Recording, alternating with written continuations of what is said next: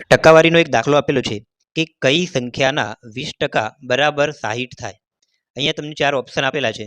તમે ઓપ્શનના આધારે પણ આનો જવાબ લાવી શકો છો। માની લઈએ કે તમને કોઈ ઓપ્શન ના આપેલો હોય તો આ ક્વેશ્ચનને કઈ રીતે સોલ્વ કરવો એ આપણે જોઈએ।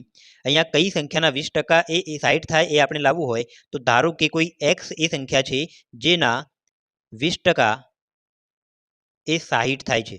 આપણે કોઈ સંખ્યા ધારી લીધી કે એ સંખ્યા x છે અને આ x ના 20% નીકાળીએ તો એ 60 થાય છે। હવે આપણે આની સાદુરૂપ આપીએ તો x ના 20% એટલે કે x ગુણ્યા 20% લખીશું। હવે ટકા નીકાળીએ તો એને આપણે 100 વડે ભાગી દઈએ બરાબર 60। આની અંદર સાદુરૂપ આપી અને x ની કિંમત શોધીએ તો આપણને એ સંખ્યા મળી જાય છે।